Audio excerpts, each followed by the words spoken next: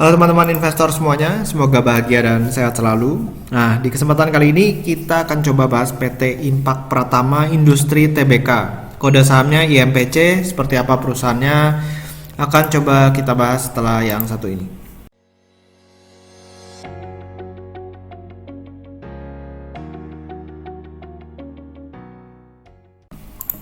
Nah, ini saya ambil dari materi public expose-nya di tahun 2020 ya, tanggal 29 Juni tahun 2020 mereka melakukan public expose dan perseroan memiliki beberapa entitas anak baru ya di tahun 2019. Jadi ada Impact One Pty Ltd ini di Australia. Ini didirikan oleh perseroan pada Oktober 2019. Lalu ada Mulford Plastic ini di Malaysia ya. Di Malaysia 100% saham dibeli oleh perseroan pada Desember tahun 2019. Jadi mereka udah mulai masuk ke pasar Australia dan juga Malaysia. Nah, perseroan pada bulan Mei 2019 melalui entitas anak Impact One SDN BHD ini membeli aset dan trademark dari Mega Plus Corporation ya dan Fairmax Corporation SDN BHD.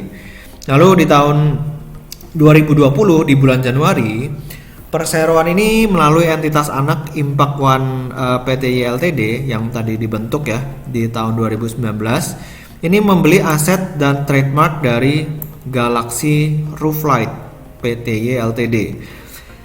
Jadi kelihatannya memang perseroan ini dibentuk untuk membeli aset dan trademarknya dari Galaxy Rooflight di Australia. Lalu kalau misalnya kita mau perhatikan ini proyeksi pendapatan ya. Nah, ini dia tantangan dan strategi di tahun 2020.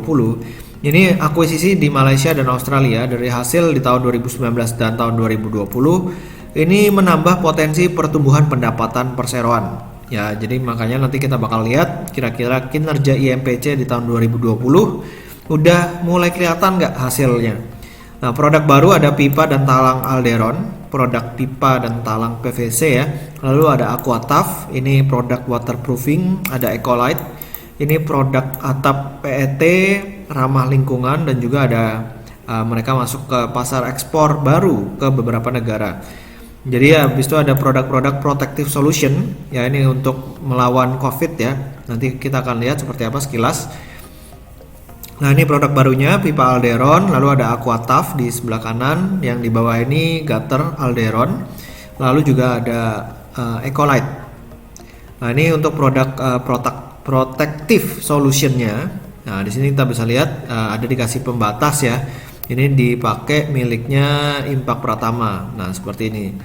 Driver barrier shield dan juga ada face shield ya. Nah, ini juga biasanya lapang gitu kan. Nah, ini dikasih semacam pembatas supaya penyebaran virusnya nggak terjadi.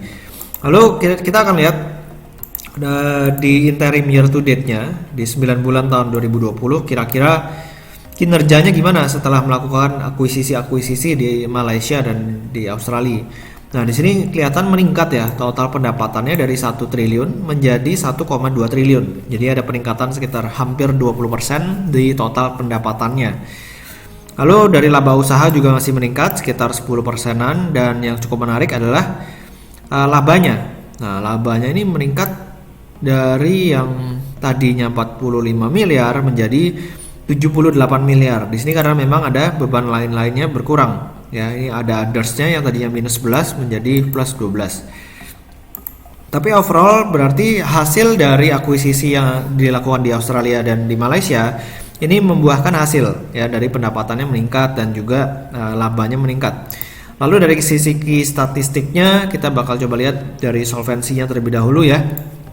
Current ratio 2,33, long term debt-nya di 0,4, debt to equity ratio atau DER-nya di 0,53. Jadi dari neracanya sebenarnya masih cukup sehat ya, dengan market cap 6,4 triliun. Price to earning ratio dari Impact Pratama ini 47,86 ya, 47,86, PBV-nya di 5,09 kali. Jadi secara harga ini udah mahal banget ya sebenarnya.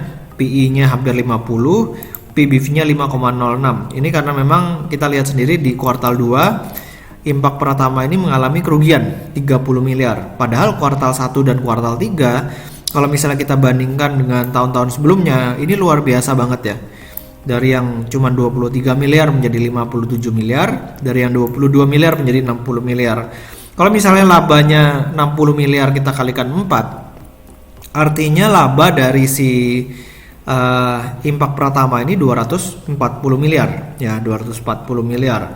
Jadi kalau misalnya kita pakai market cap 6,4 triliun, kita bagi dengan 240 miliar, ini PE ratio-nya di kisaran 26,7 kali. Jadi sebenarnya masih cukup mahal juga ya. Kalau misalnya kita perhatikan dari sisi PER-nya, itu udah mirip-mirip sama BCA. Jadi tinggal pilih aja mau bisnis bank, BCA atau Impact Pratama. Ya, tapi overall, walaupun bisnisnya cukup menarik si Impact Pratama ini, tapi secara valuasi agak cukup premium. Ya, jadi semoga video kali ini bermanfaat. Jangan lupa buat di subscribe dan juga di follow Instagram saya di Pesan Saham. Sampai ketemu di video berikutnya, selamat berinvestasi.